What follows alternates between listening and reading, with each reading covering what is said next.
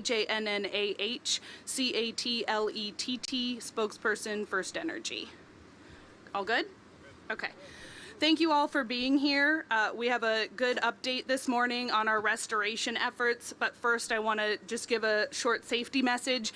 As you can see, just like the press conference on Friday, we have a lot of vehicles in this area, so be careful as you're moving around. The cars are coming by for water and ice.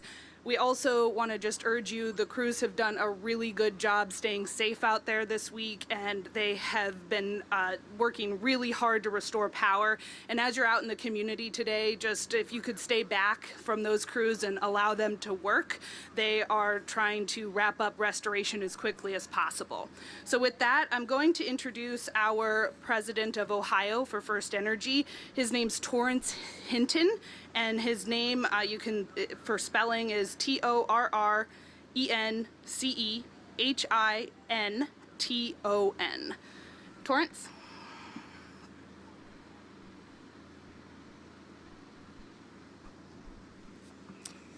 Thank you, Hannah. Can everyone hear me fine?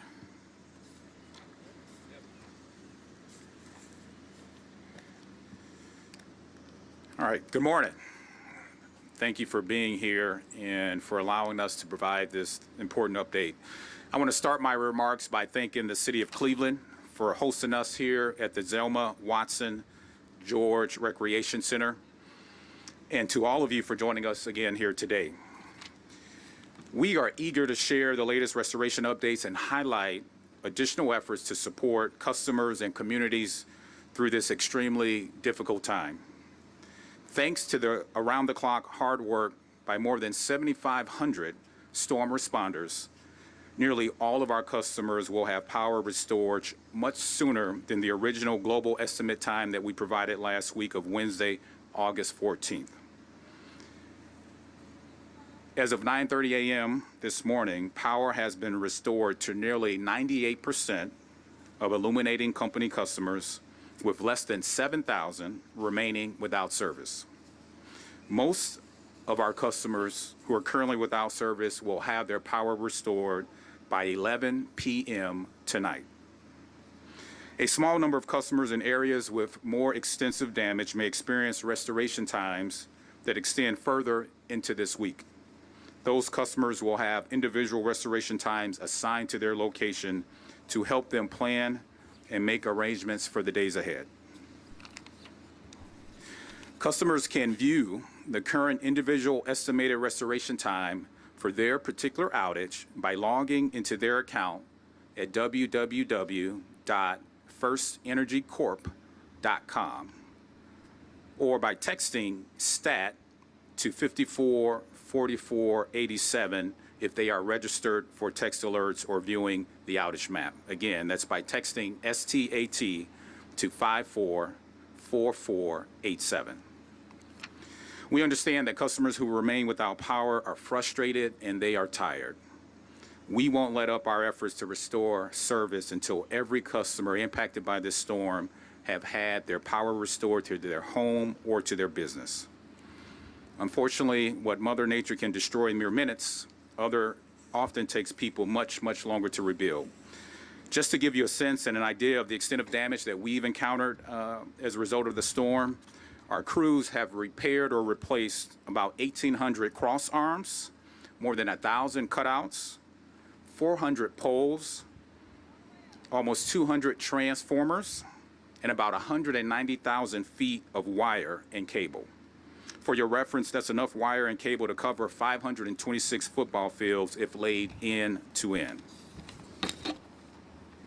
As crews continue to work 24/7 to restore service, we are still partnering with Giant Eagle, as well as community service centers like this one here to help provide free water and ice to customers without power.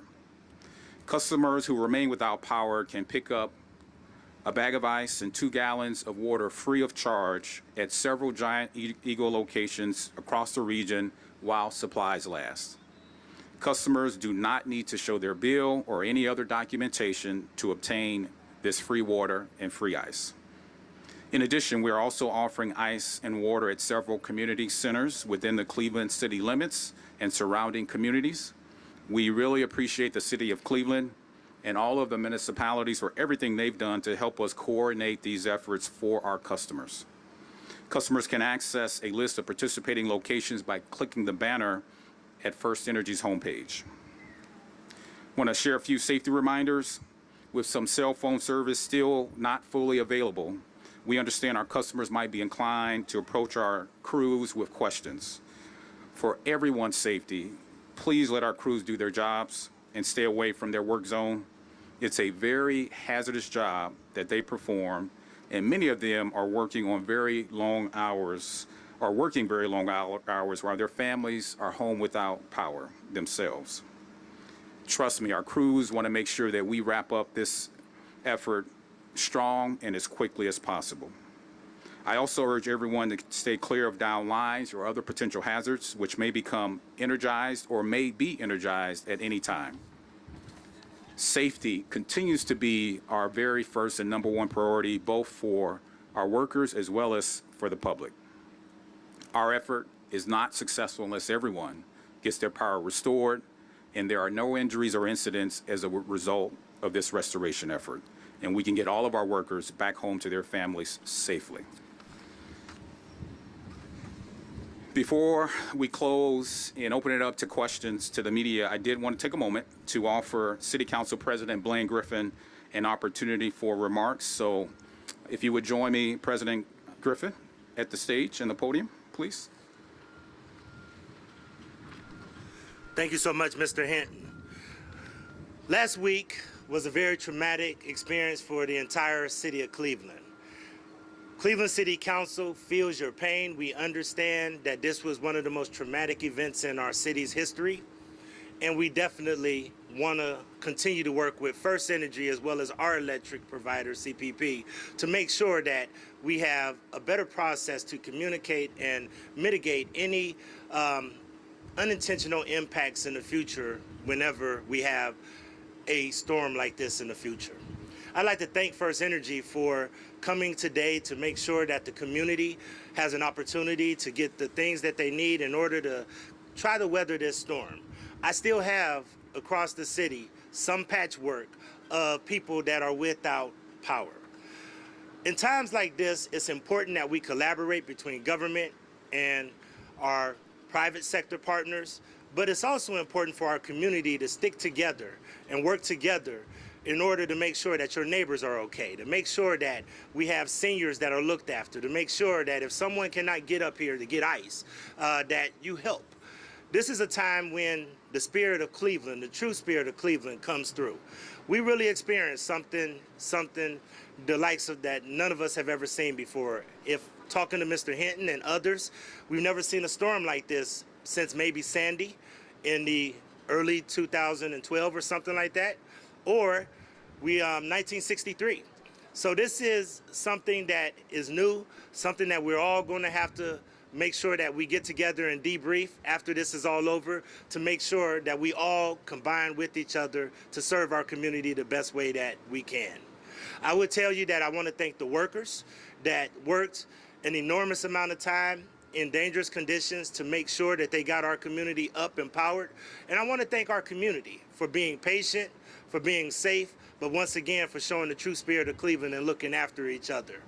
Council members have been out there doing everything from riding the neighborhood to clearing tree limbs and doing whatever we can, because as our title is Cleveland City Council, is to go out there and make sure that the community is okay. I want to tell everyone we're going to get through this. The most important thing is for all of us to make sure that all of our neighbors are restored and that we look at better ways to make sure that all of us communicate with the public whenever we have a crisis of this magnitude again. I want to thank FirstEnergy once again for having the foresight and the foresight to come out here and make sure that our community has ice and water. We will continue to make sure we get that message out. And once again, right now, the most important thing is for us to make sure that every customer in this city has their power restored and that we mitigate any personal crisis that they're dealing with, whether they be elderly, children, or families. and then we will get together and debrief and figure out how we can work in a public-private partnership in order to make sure that we can mitigate any damages and try to have a smooth response whenever we deal with these kind of tragedies again. On behalf of all of Cleveland City Council, I want to thank you all for coming out today, because we really love our community, and our community just experienced one of the traumatic experiences that we've ever seen. Thank you so much.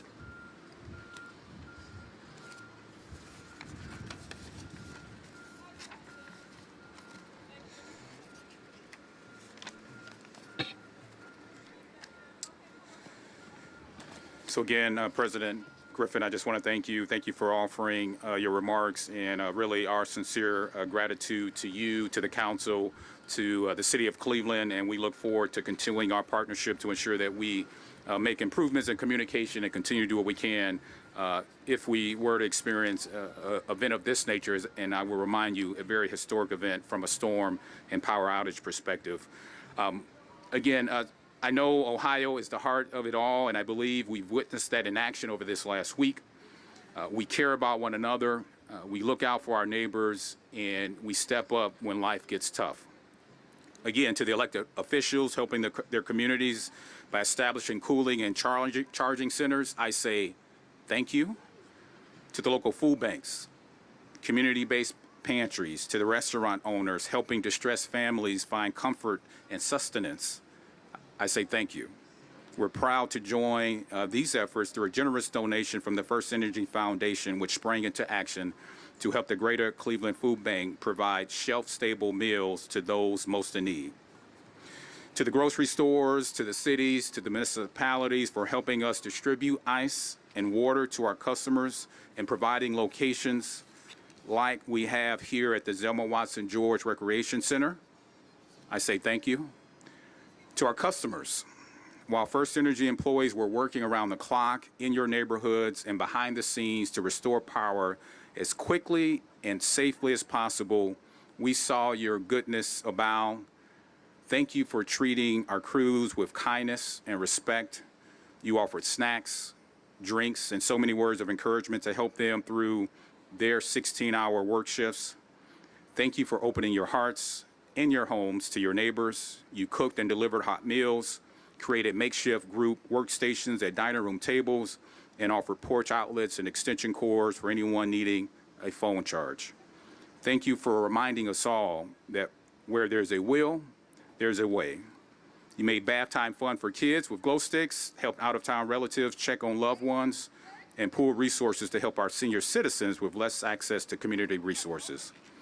And of course, to the thousands of FirstEnergy employees, contractors, and neighboring utilities representing 17 different states in all who have worked tirelessly to turn the lights back on in Northeast Ohio, we know you signed up for this job, and we're proud of the work that you do, but a much-deserved rest is just around the bend.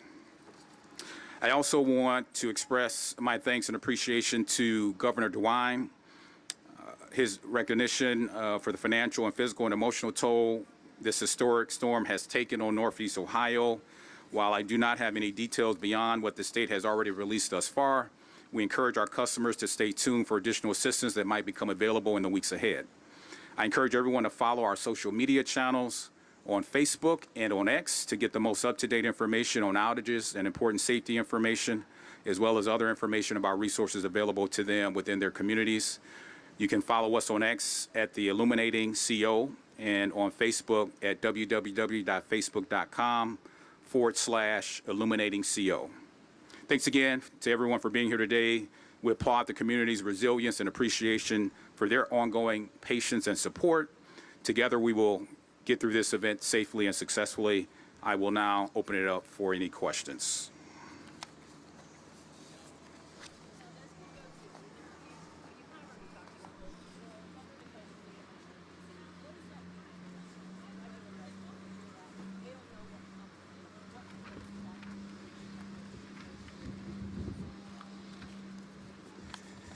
Yeah, so the question was, what does it mean exactly for a state of emergency?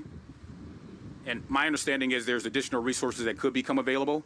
I'd encourage folks to work with the governor's office and just determine what that may mean. I will tell you, very early on, the governor's office reached out to us to see what they can do to help, and we were working with them to determine whether or not we needed any of their help. But with, again, more than 7,000 people coming into this state to assist, I'm not aware of us indicating that we needed help from the state. However, we are extremely appreciative for the governor and his team making that offer. Unless the President, Council Griffin has any additional comments, I would encourage folks to work with the state to understand what that may mean today or what may be coming in terms of relief. Sure. And Mr. Benton did a great job of explaining it. More resources. We still have a lot of downed trees. We still have areas that are impassable. We have a lot of homes that are damaged. When something is declared a state of emergency, it means it allows us to pursue other financial opportunities, whether it be insurance, whether it be replacement of food, whether it be all of the emergency wraparound services that this community would need in order to get back on its feet. And that's what this does. And the governor did that, and we're very appreciative that the governor made that call.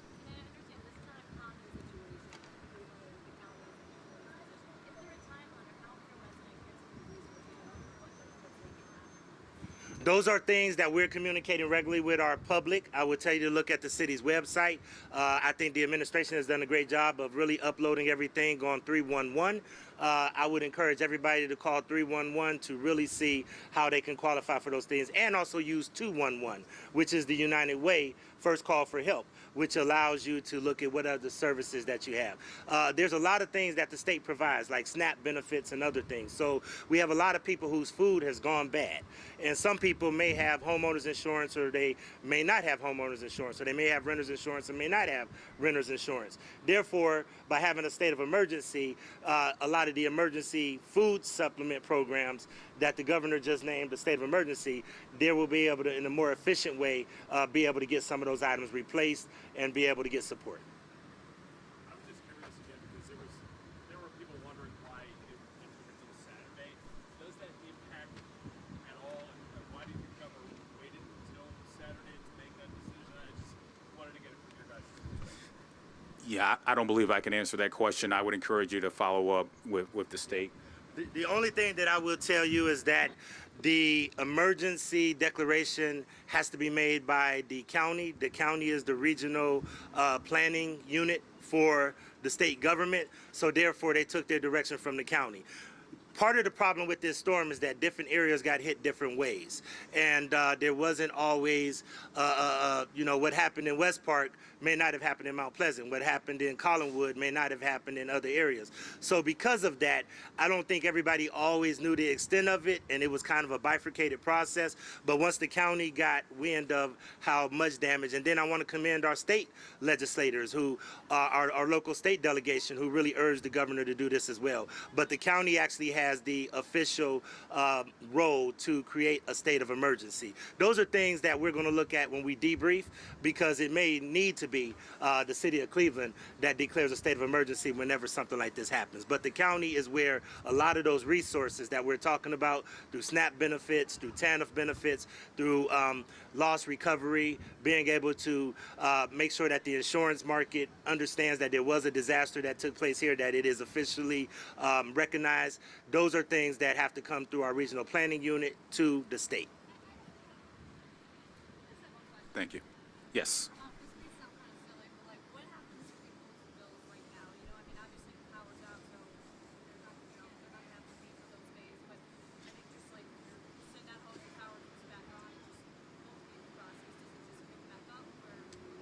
Yeah, obviously right now there's no electricity flowing, so there's no one's collecting a bill at this point. So once the power is restored, then and the meters are safe, the process will restart essentially.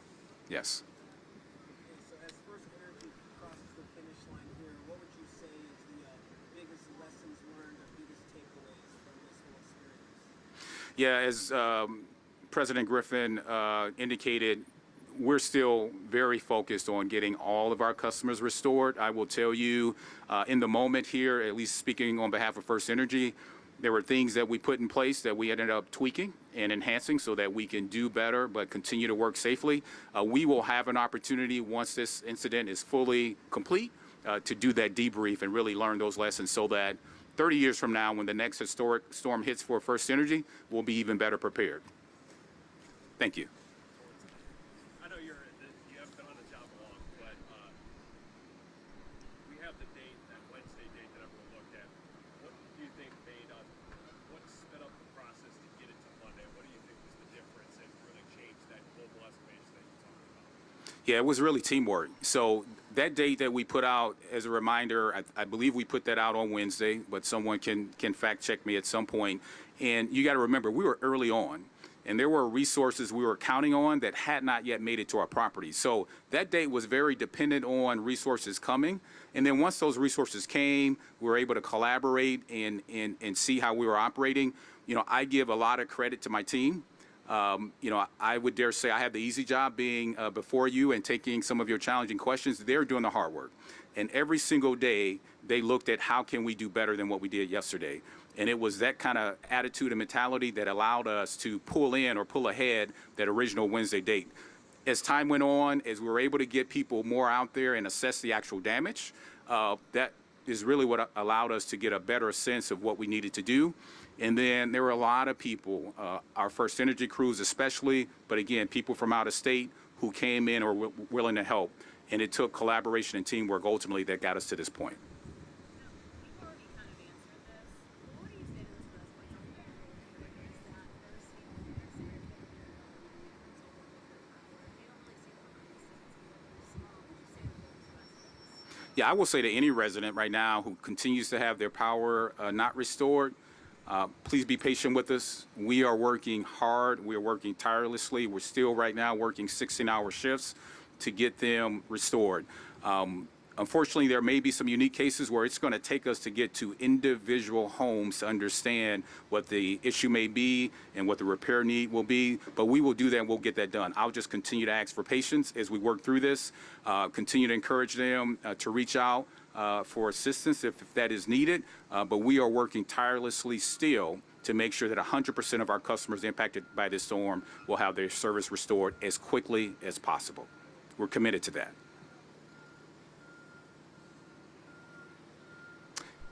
If there's no other questions, I really appreciate your time. I really appreciate you getting information out to our customers. Again, follow up by sharing with them the information regarding our website so they can check on their specific restoration times. I want to also thank President Council Griffin again. I really appreciate your support and us being here.